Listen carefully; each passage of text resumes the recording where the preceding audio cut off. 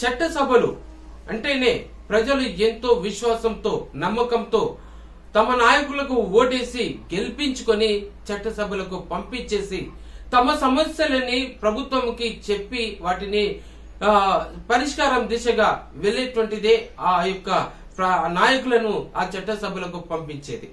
మరి ఆ చట్టసభలో జరుగుతున్నది ఏంటి?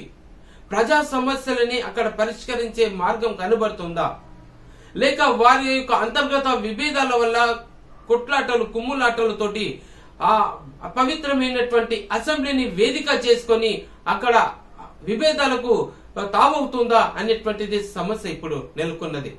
యావత్తు తెలుగు రాష్ట్రాలలో ప్రత్యేకంగా చూస్తే తెలంగాణ రాష్ట్రంలో చోటు చేసుకున్నటువంటి పరిణామాలు ఇటీవల జరిగినవి చూస్తే గనక చాలా గమ్మత్తుగా కనబడుతుంది.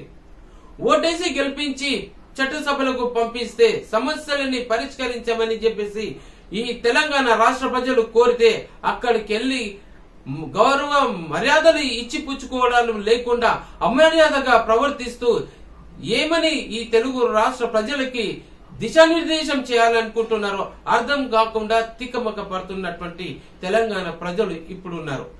అసలు ఏంటంటే నిన్నటి అసెంబ్లీలో జరిగినటువంటి ఏకవచనంతో సంబోధించినటువంటి ఎమ్మెల్యే జగదీష్ రెడ్డి వ్యవహారం తీరు చూస్తే ఈ రోజు భారీ ఎత్తున గందరగోళానికి తెరలేపిందని చెప్పొచ్చు.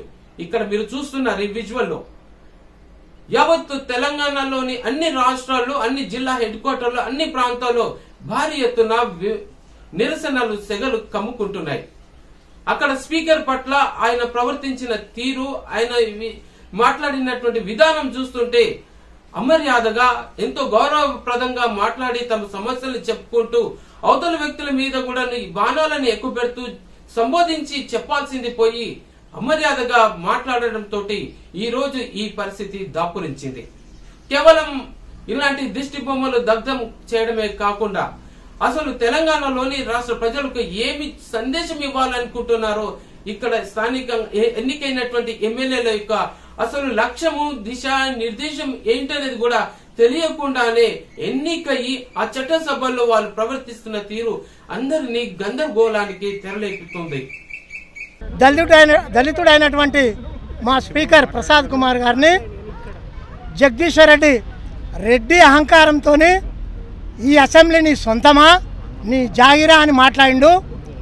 అయితే దాని గురించి ఈరోజు జగదీశ్వర్ రెడ్డి దిష్టిబొమ్మను తలగబెట్టాము. ఇదే బీఆర్ఎస్ గవర్నమెంటు 10 సంవత్సరాల రూలింగ్లు ఉన్నప్పుడు ఈ ఏరియాలో మేము రాఘవరెడ్డి గారు మేము ఉన్నప్పుడు అప్పుడు మా కోమటిరెడ్డి వెంకరెడ్డి సంపత్ కుమార్ను వాళ్ళు బర్తరఫ్ చేస్తే మేము కార్యక్రమం చేయాలంటే మమ్మల్ని ఇంట్లో అరెస్ట్ చేసి బయటికి వెళ్ళనియలేదు ఈ కేసీఆర్ గారు. అప్పుడు ప్రజాస్వామ్యం ఎక్కడ పోయింది, ఏమైంది? ఈరోజు వాళ్ళు మొన్న ఇక్కడ జగదీశ్వర్ రెడ్డిని బర్తరఫ్ చేసినందుకు ఇక్కడ ధర్నా కార్యక్రమం చేసిర్రు.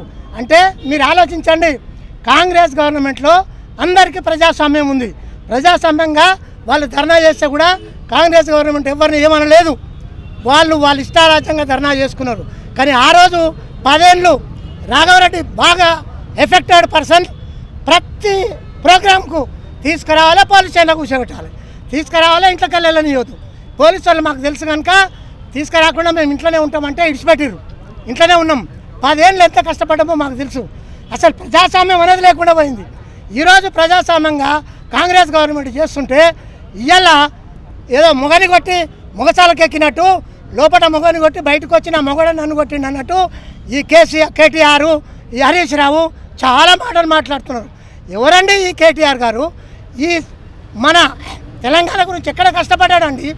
జగదీశ్వర్ రెడ్డి గారు అసెంబ్లీలో స్పీకర్ గారిని దూషించిన విధానం ప్రతి ఒక్కరూ కూడా చూసిన విషయాలు దాఖలాలు అయినాయి. ఎందుకంటే ఒక మంత్రి పదవిలో ఉన్నప్పుడు ఆయన హోదా మాజీ మంత్రులకు ఏ విధంగా స్పీకర్తో మనము ఏ విధంగా ముందుకు పోవాలి, ఏ విధంగా రెస్పెక్ట్ ఇవ్వాలనే ఆలోచన లేకుండా స్పీకర్ పోడియం వద్దకు దూసుకువెళ్ళి అంటే మీరు అని కాకుండా నువ్వు అని ఏకవచనంతో మాట్లాడుకుంటూ సభా మర్యాదలను పాటించకుండా ఎంతో సౌమ్యుడు, నిజంగా చెప్పాలంటే ఒక దళితుడిగా ఆ సీటు పైన కూర్చున్నప్పటికీ కూడా ఆయన ఎంత మర్యాదపూర్వకంగా ఉంటారో ప్రతి ఒక్కరికి తెలిసిన విషయమే. ఈ విషయాన్ని గమనించే ఈరోజు రేవంత్ రెడ్డి గారు స్పీకర్ని చేయాలనే ఉద్దేశంతో వారిని కుర్చీ పైన కూర్చోబెట్టడం జరిగింది. వారు అందరికీ అంటే కేవలం కాంగ్రెస్ పార్టీకే కాదు, ఇతర పార్టీల వాళ్ళు ఎవరు పోయినా కూడా అంతే మర్యాదగా ఉంటూ ఫండింగ్లో కూడా ఎలాంటి విషయాలలో కూడా ఏ ఇబ్బంది లేకుండా సీఎం గారు అందరినీ ఒకే దృష్టి పైన చూస్తున్నప్పటికీ కూడా ఈ టీఆర్ఎస్ ప్రభుత్వము చాలా ఇబ్బంది పెడుతూ మన కాంగ్రెస్ ప్రభుత్వం ఎట్టి పరిస్థితిలో దిగిపోవాలనే ఒక స్క్రిప్ట్తో ముందుకు రావడం జరుగుతోంది. అసలు నిన్న అసెంబ్లీలో మన స్పీకర్ గారిని అవమానపరచడము జగదీశ్వర్ రెడ్డి అంటే మరి టీఆర్ఎస్ గవర్నమెంట్ ఉన్నప్పుడు మన 10 years మేము ఇక్కడ ఎన్ని అవస్థలు పడడం ఎన్ని అనేది మీ అందరికీ తెలుసు. మరి ధర్నా కార్యక్రమం అని అంటేనే మేము ఇంట్లో నుంచి రాకముందే 5 గంటలకే వచ్చి పోలీసు వాళ్ళు అరెస్ట్ చేయడము. మరి ఆ రోజుల్లో అవమానం అని అంటే ఎక్కడ అవమానం అంటే రోజు అవమానాలే ఉండే. ఎప్పుడో చిన్న స్పీకర్ కాదు అన్నదని చెప్పి అలా జగదీశ్వర్ రెడ్డి అహంకారంతో నిజంగా కూడా ఆయన ప్రసాద్ గారిని అవమానపరచడం, స్పీకర్ గారిని అవమానపరచడము అంత అవమానం ఎప్పుడు కూడా జరగలేదు, ఏ స్పీకర్ కూడా జరగలేదు. మరి వీళ్ళకు అహంకారం అనుకోవాలా ఏమనుకోవాలి అంటే ఈ 70 ఏళ్ల పార్టీ కాంగ్రెస్ పార్టీ ఏమి ఇచ్చింది అనేది ఇలా కాంగ్రెస్ ఇలా ఉన్నారు. జగదీశ్వర్ రెడ్డి కానీ కేసీఆర్ కానీ కేటీఆర్ ఉన్నట్టే ఈరోజు కాంగ్రెస్ ప్రభుత్వం ఇచ్చిందని కేసీఆర్ గారు ఎన్నో దఫాలు కూడా చెప్పడం జరిగింది, మీ అందరికీ తెలుసు. మరి అలాంటి వ్యక్తులను ఇలా స్పీకర్గా ఎమ్మెల్యేలను చేస్తే మాట్లాడే విధానంలో మార్చుకోవాలి, మాట్లాడే విధానం కూడా ఎట్లుండాలనేది కూడా తెలుసుకోవాల్సిన అవసరం ఉన్నది.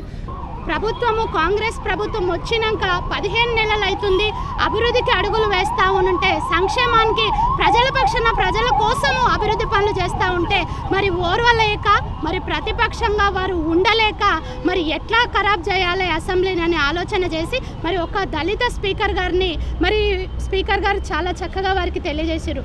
సభా మర్యాదలు పాటించాలి, సహనంతో ఉండండి, ఓపికతో ఉండండి అని నిండు సభలో వారు తెలియజేస్తే మనందరం కూడా మాకు ఒక బాసు మాత్రమే అని ఒక వ్యక్తిగత కక్షతోటి ఈరోజు మరి సింగిల్ వర్డ్ తోటి వారిని దూషించడం చాలా అవమానకరంగా భావిస్తూ ఉన్నాము.